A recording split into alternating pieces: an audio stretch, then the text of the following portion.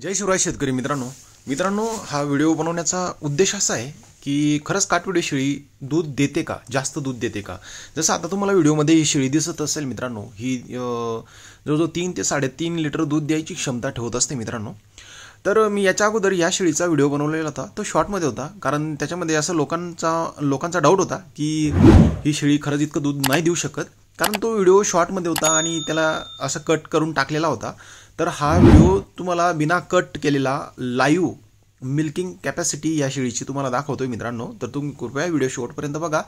तर बरेच असे भ्रम होते, बरेच असे प्रश्न होते आणि बरेच असे संकोच होते मनामध्ये लोकांच्या की खरंच काटवडी शेळी इतकं दूध देऊ शकते का।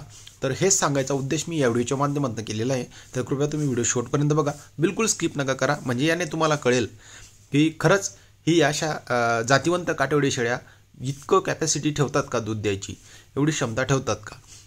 तर मित्रांनो, ही शेळी आपल्याली काटेवाडी शेळी आहे। ही जवळजवळ दिवसाला म्हणजे पूर्ण सकाळ संध्याकाळ असं दोघं मिळून 3.5 लिटर दूध द्यायची क्षमता ठेवते मित्रांनो। तर कसं असतं ना, हे सगळे डिपेंड असतं मित्रांनो की शेळीची गुणवत्ता, शेळीची क्वालिटी आणि त्या शेळीची ब्लड लाईन। तुम्ही म्हणाल ना की प्रत्येक काटेवाडी शेळी एवढं दूध देऊ शकते का, तर नाही। तर त्यामध्ये पण असे प्रकार आहेत। आता कसं असतं ना मित्रांनो, तुम्ही बिटल शेळी संपूर्ण भारतामध्ये दुधासाठी फेमस आहे, पण प्रत्येक बिटल शेळी 5 लिटर दूध देईल का, नाही। तर तशाच गोष्टी असतात, प्रत्येक काटेवाडी शेळी एवढं दूध देऊ शकत नाही। त्यामध्ये पण प्रकार आहेत, जसं की ती काटेवाडी शेळीची गुणवत्ता, तिची जात, त्यानंतर तिची ती वंशावळ। जर चांगली वंशावळाची, चांगली बोन कॅपॅसिटी, चांगल्या कोठ्याने भरभक्कम शेळी असेल तर ती 100% दूध देईल मित्रांनो, जेवढं तुम्हाला अपेक्षित आहे तेवढं। पण प्रत्येक काटेवाडी शेळी देऊ शकत नाही तेवढं। तसंच बिटल शेळीमध्ये पण असतं, प्रत्येक बिटल शेळी एवढं दूध देऊ शकत नाही। त्याच पद्धतीने कुठलाही दुधाळ जनावर असू द्या, तुमच्याकडे गाय असू द्या, म्हैस असू द्या, प्रत्येक गाय 10 लिटर दूध देईल किंवा 15 लिटर दूध देईल असाही विषय नसतो, किंवा प्रत्येक म्हैस 15 लिटर किंवा 20 लिटर दूध देईल असंही नसतं। त्यामध्ये पण त्यांच्या गुणवत्तेनुसार त्या दूध द्यायची क्षमता ठेवत असतात मित्रांनो। तर हेच तुम्हाला सांगायचा या व्हिडिओच्या माध्यमातून मी प्रयत्न करतोय। तर ही आपली शेळी मित्रांनो, तर हिची दूध द्यायची कॅपॅसिटी खूप छान आहे।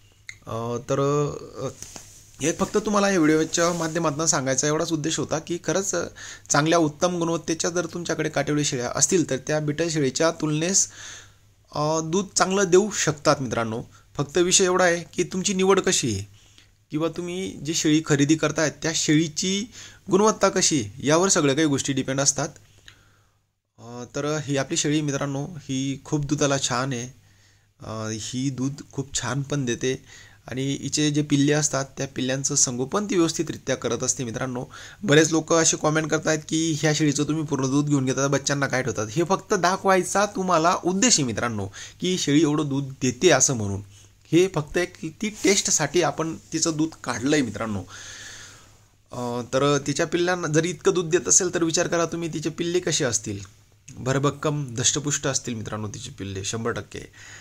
तर अशा गुणवत्तेच्या जर शेळ्या तुमच्याकडे असल्या ना मित्रांनो, तर तुम्ही अशा 10 शेळ्या ठेवा, नका जास्त ठेवू। 10 जरी ठेवल्या ना तर तुमचा फार्म उत्तमरित्या चालू शकतो, उत्तमरित्या तुम्ही त्या फार्ममध्ये प्रगती करू शकता। जर तुम्हाला वाटत असेल की बिटल शेळीमध्ये काम करून जर तुम्हाला म्हणजे बिटल शेळी जास्त कॉस्टली आहे, ती तुम्ही नाही घेऊ शकत, तर ती दुधासाठी फेमसच आहे, तर तुम्ही त्या बिटल शेळीच्या तुलनेमध्ये कमी प्रमाणात जसं की तुम्ही काटेवाडी शेळी घेऊ शकता।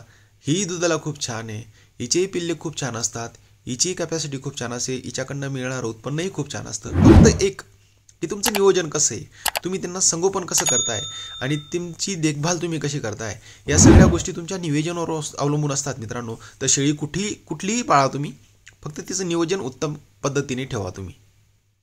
धन्यवाद।